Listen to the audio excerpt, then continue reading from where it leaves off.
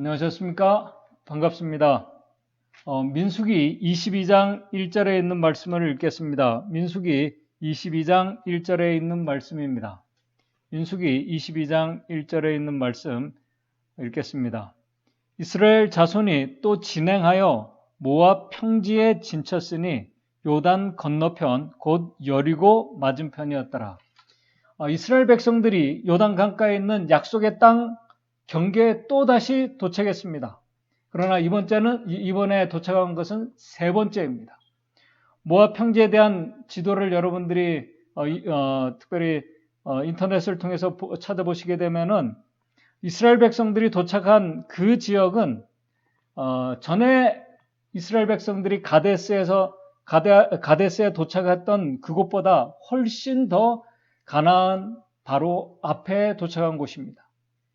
이제 모압 평지 바로 앞에는 요단 강이 흐르고 있다고 민수기 22장 1절은 말씀합니다. 가데스에서는 에돔을 지나서 약속의 땅에 들어가야 했지만은 이제 모압 평지에서는 그럴 필요가 없습니다. 요단 강만 건너면은 여리고성이 바로 앞에 있는 가나안 땅에 들어가고 그 앞에는 여리고성이 보이는 바로 그곳입니다. 또다시 이제 세 번째 약속의 땅 바로 앞에까지 또다시 왔습니다. 특별히 이곳에 오기까지 이스라엘 백성들은 민수기 21장을 보시게 되면은 가나안 바로 인근 지역에 살고 있는 이방 민족들과 전쟁을 하면서 다른 때와 달리 그곳에 도착하게 됩니다.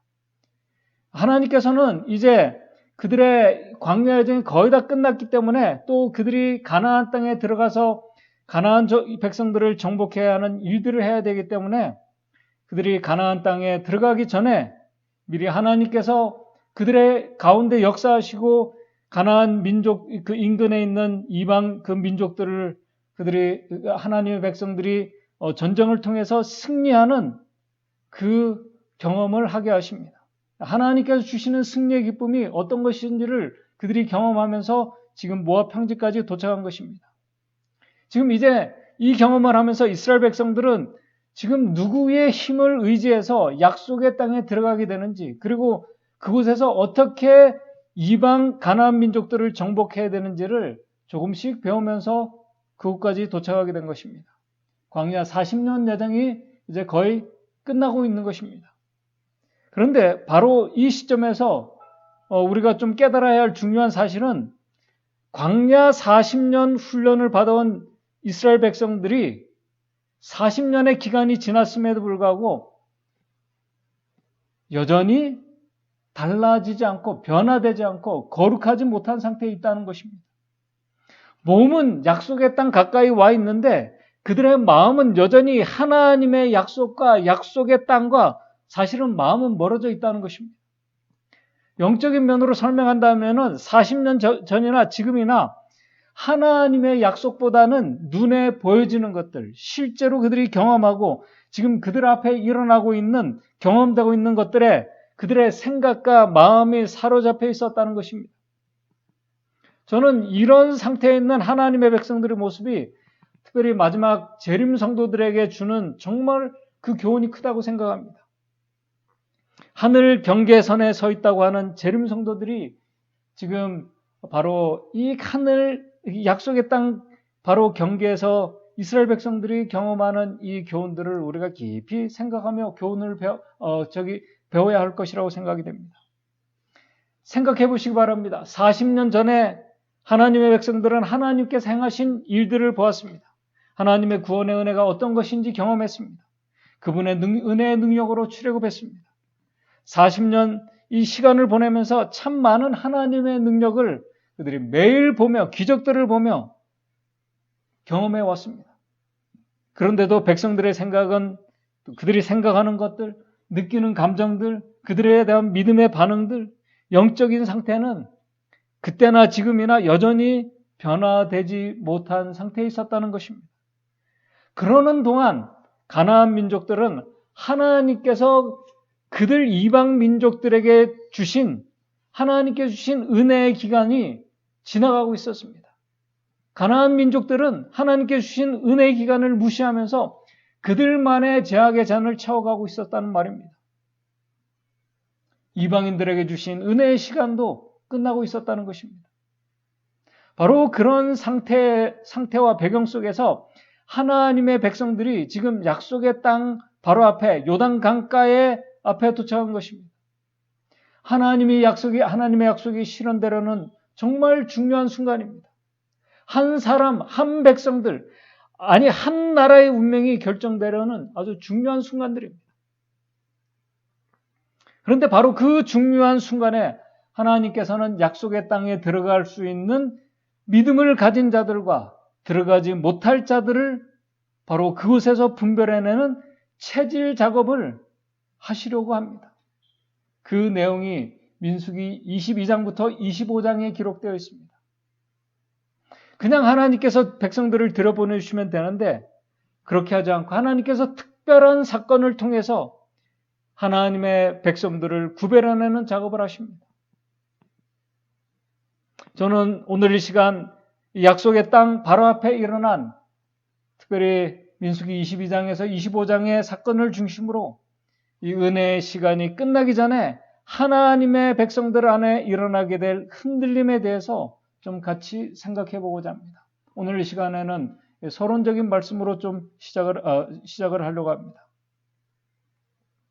먼저 마지막 성도들이, 우리 재림 성도들이 분명히 알아야 될 중요한 사실은 지난 시간들을 계속 통해서 말씀드려 온 것처럼 하나님의 백성들이 약속의 땅에 그들이 들어가게 된다면 들어갈 수 있었던 유일한 이유는 그들이 거룩한 백성으로 변화되었기 때문이 아니라는 사실입니다.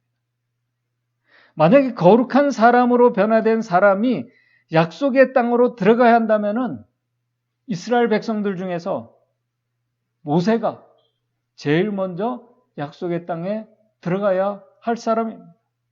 그러나 그들 중에 가장 거룩하고 하나님의 품성을 가장 많이 이렇게 대변했던 모세는 약속의 땅에 들어가지 못했다는 사실입니다. 이것은 우리에게 주는 아주 큰 교훈입니다. 하나님의 백성들이 약속의 땅에 들어가게 되는 것은 그들이 거룩한 성도로 들어가게 되지만은 그들이 거룩해져서 들어가는 것이 아니라 전적인 하나님의 은혜라는 사실을 하나님의 말씀이 우리에게 분명히 말씀하고 있다는 사실입니다. 재림 성도들에게 정말 중요한 교훈을 주는 말씀입니다. 인류 구원의 청사진인 출애굽과 광야 40년 여정 끝에 특별히 가나안 바로 경계에 있었던 사건들이 마지막 성도들에게 주는 교훈은 정말 큽니다. 분명 하나님 나라에 들어갈 들어갈 자들은 거룩한 성도로 변화된 자들이 들어가는 것이 맞습니다. 그러나 그들이 거룩한 성도로 변화되기 전에 먼저 그들은 하나님의 약속의 말씀을 믿고 의지했던 자들이라는 사실입니다.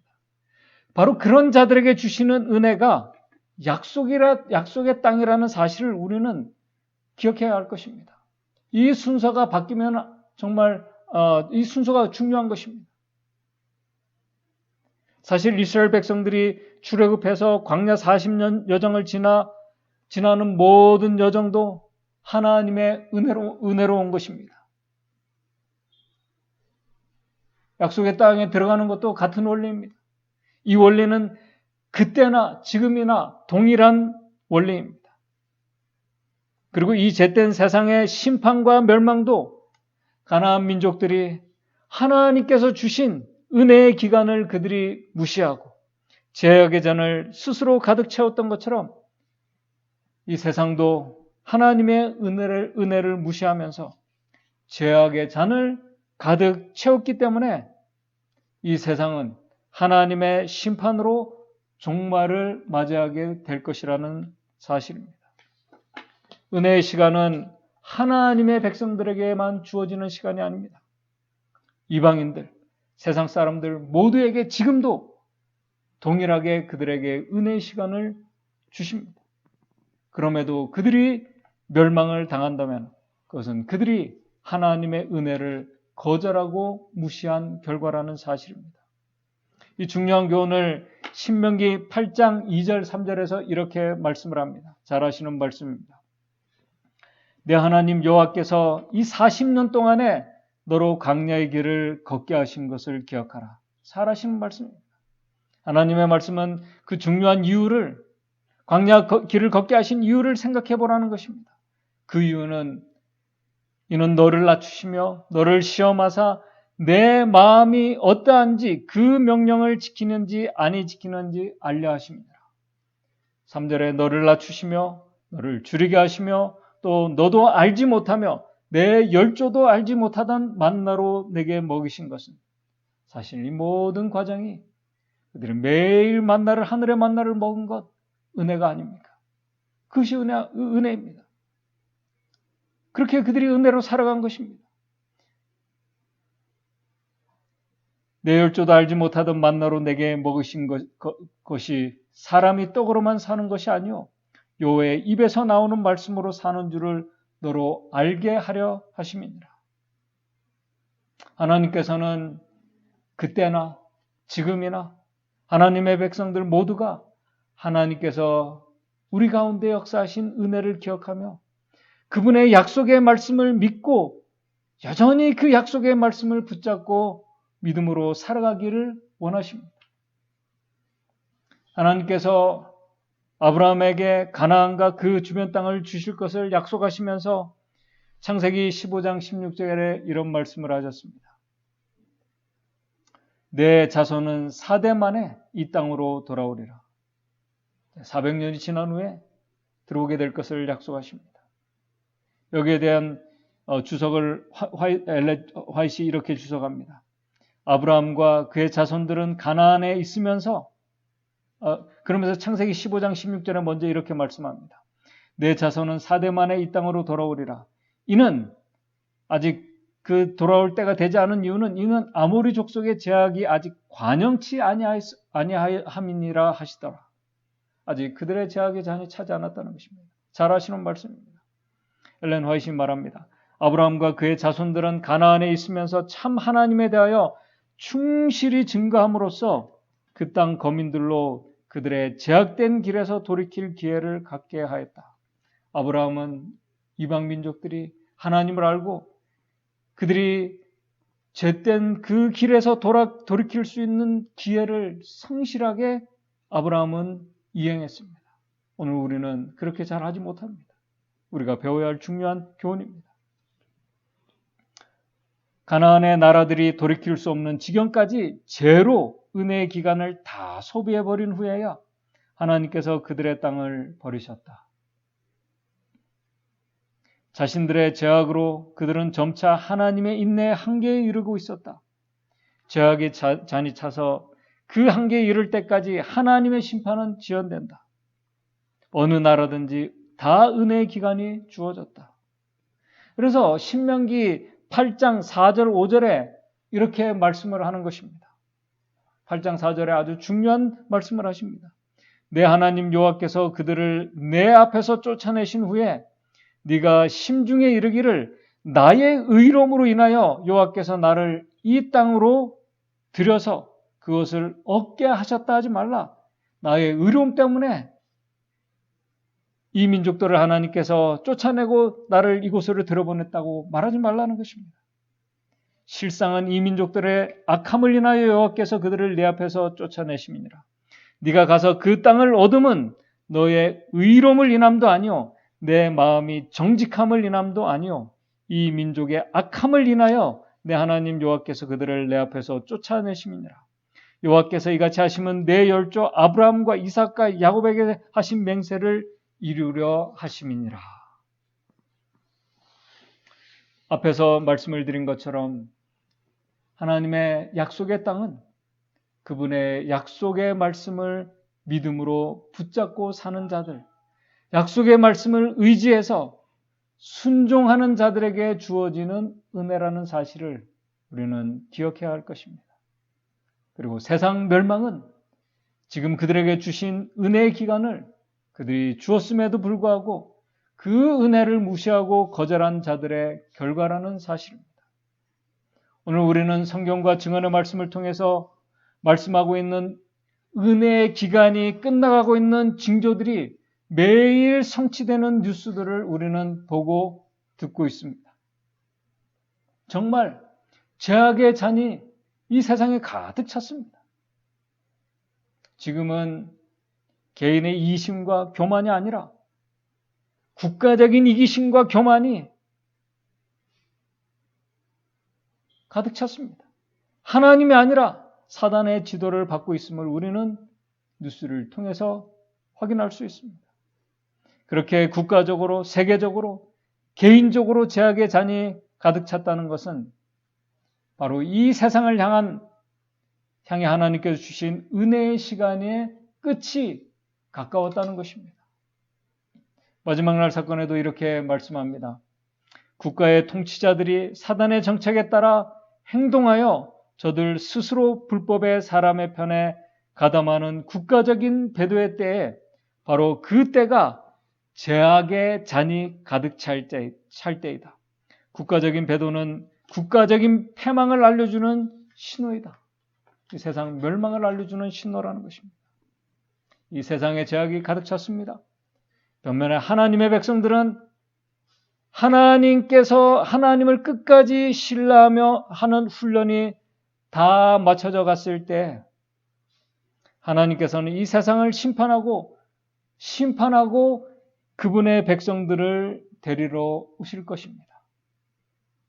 바로 그런 은혜의 시간이 끝나기 바로 전에 하나님의 백성들 안에는, 바로 우리 안에는 알곡과 가라지를 분리하는 흔들림, 그 체질이 있게 될 것을 성경과 증언의 말씀은 우리에게 말씀합니다.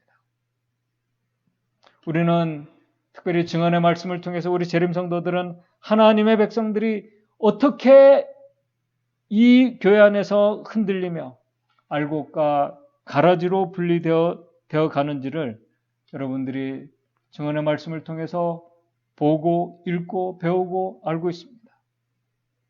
증언의 말씀은 우리가 살고 있는 시대는 흔들림의 시대라고 말씀합니다. 흔들릴 수 있는 모든 것이 다 흔들리게 될 시대라고 말씀합니다. 이 흔들림을 통해서 하나님께서는 알곡과 가라지를 구별하십니다. 그런데 이 흔들림이 하나님의 백성들 안에서 일어나게 될 것인데 그때 교회의 모습을 마지막 날 사건 179쪽은 이렇게 표현하고 있습니다. 하나님의 교회는 거의 넘어질 것처럼 보이는 아주 위태로운 상황처럼 보이게 될 것이라고 말씀합니다. 하나님의 교회가 거의 쓰러지고 넘어질 것처럼 보이는 아주 위태한 상황이 될 것이라고 말씀합니다. 그때는 풍성한 알곡처럼 보이는 자들이 사실은 알곡이 아니라 쭉정이가 바람에 날아가는 것처럼 떨어져 나가게 될 것이라고 말씀합니다. 성화를 경험해보지 못한 목사들과 인간적인 안목으로 존경받고 훌륭하고 거룩하게 보이는 지도자들, 그리고 하나님의 말씀이 아닌 사람의 말을 신뢰하며 사람의 잘못된 교리를 따랐던 수많은 성도들이 다 떨어져 나갈 것을 말씀합니다. 하나님의 교회 안에서 일어나게 되는 이 위태로운 흔들림의 모습을 마지막 날 사건은 계속해서 이렇게 말씀합니다. 교회는 마치 쓰러질 것처럼 보일 것이나 결코 쓰러지지 않을 것이다. 아주 위태하다는 것입니다. 쓰러질 것처럼 보인다는 것입니다. 그러나 결코 쓰러지지 않는다는 것입니다. 왜요? 하나님께서 이 교회를 붙들고 계시기 때문에 그렇습니다. 교회는 시온에서 죄인들을 체질해내고 보배로운 알곡에서 쭉정이를 가려낼 때까지 남아있게 될 것이다. 이것은 실로 두려운 일이지만, 정말 엄숙하고 두려운 일입니다. 그러나 실로 두려운 일이지만은 이 일은 반드시 겪어야만 할 것이다. 이 일은 우리 안에서 반드시 일어나게 될 것이라는 것입니다. 폭풍우가 다가올 때 셋째 천사의 기별을 믿노라고 공언해 오면서도 진리를 순종함으로 성화되지 못한 많은 부류의 사람들은 그들의 위치를 떠나 반대편에 서게 될 것을 말씀합니다. 정말 우리가 인정하든지 인정하지 않든지 우리는 엄숙한 순간을 지금 살아가고 있다는 사실을 우리가 기억해야 할 것입니다. 오늘 우리는 이 중요하고 엄숙한 시대에 살아가고 있음을 정말 우리가 인식하고 살아가고 있는가? 너무나 바빠서, 너무나 우리에게 일어나는 많은 일들로 인해서 이 중요한 사실을 우리가 잊고 살아가고 있지 않는지 우리가 생각해 봐야 할 것입니다. 우리가 배우고 아시는 것처럼 하나님의 교회 안에서 흔들림은 하나님께서 알곡과 가라지를 구별하시는 일입니다. 이 일은 하나님의 백성들이 지금 반석 위에 믿음의 집을 지은 자들인지 아니면 모래 위에 집을 그들이 지은 자들인지를 가려내는 작업입니다. 하나님의 백성들 안에 있을 구체적인 흔들림에 대해서는 나중에 민수기 22장에서 25장을 공부하면서 좀 더 살펴보겠습니다. 그런데 흔들림이 주는 아주 중요한 교훈은 흔들림을 통해서 엄청난 영육 간의 폭풍우를 이 하나님의 교회가 경험하게 될 것인데 그 엄청난 폭풍우 속에서 반석 위에 믿음의 집을 지은 자들이 어떤 자들인지 흔들림을 통해서 분명하게 드러나게 된다는 사실입니다. 흔들림은 쭉정이를 걸러내는 작업이 맞지만은 모래 위에 지은 자들이 무너지는 것이 맞지만은 흔들림의 더 중요한 그 이유는 바로 반석 위에 믿음의 집을 지은 자들을 분명히 드러내게 하기 위해서 흔들림을 허락하신다는 사실입니다. 엄청난 이 폭풍의 시련 속에서도 그리스도 안에서 믿음으로 굳게 선 자들은 하나님의 약속의 말씀의 반석 위에 서 있는 자들이 흔들림을 통해서 더 분명하게 하나님의 백성임을 알리며 일어나고 드러나게 될 것이라는 사실입니다. 바로 그 반석 위에 믿음의 집을 지은 자들이 저와 여러분들이 되시기를 바랍니다. 바로 그 중요한 일이 약속의 땅 바로 앞에서 일어났습니다. 오늘은 서론으로 잠깐 살펴보았습니다. 다음 시간에 좀 더 구체적인 그 교훈을 사건을 중심으로 살펴보도록 하겠습니다. 분명한 것은 흔들림을 통해서 모래 위에 집을 지은 자들이 아니라 반석 위에 집을 튼튼하게 지은 자들이 분명하게 드러내는 그 일들이 일어나게 될 것이라는 사실입니다. 그러므로 예수 그리스도의 재림을 소망하며 약속의 땅 바로 앞에 와 있다고 하는 우리 재림 성도들인 저와 여러분들, 오늘 우리의 신앙이, 우리의 믿음이 모든 폭풍우 속에서도 넘어지지 않고 흔들리지 않는 반석이신 그리스도 위에 우리의 믿음과 신앙이 서게 되시기를 바랍니다. 바로 그분의 말씀과 바른 가르침 위에 기초된 신앙으로 오늘을 살아가고 있는지 우리 자신을 살펴보는 시간이 되었으면 좋겠습니다. 예수님의 오심은 은혜의 시간의 끝은 교회가 준비되었거나 되지 않았거나 우리 형제들이 준비되었거나 준비되지 않았거나 세상의 제약의 잔이 다 차면 그리고 하나님께서 준비된 백성들이 수가 차게 되면 그분께서 정하신 시간이 되면 우리 주님께서는 오실 것입니다. 그 주님 오시기 전에 은혜의 시간이 끝나게 될 것입니다. 그러므로 오늘 지금 나는, 우리의 가족은, 우리의 신앙이, 우리의 믿음이 흔들리지 않는 하나님의 약속의 그 반석 위에 굳게 서 있는지, 은혜 위에 굳게 서 있는 자들인지 우리가 살펴보면서 우리의 믿음이 반석 위에, 은혜 위에 굳게 서 있는 신앙이 저와 여러분들의 신앙이 되기를 간절히 바라면서 말씀을 마치도록 하겠습니다. 기도하겠습니다. 하늘에 계신 하나님 아버지,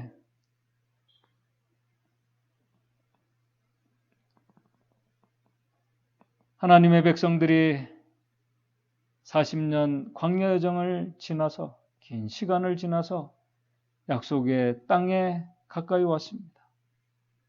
그러나 그들이 변화되지 못한 그런 상태로 약속의 땅에 가까이 서 있는 그들의 모습을 하나님의 말씀은 우리에게 알려주고 있습니다.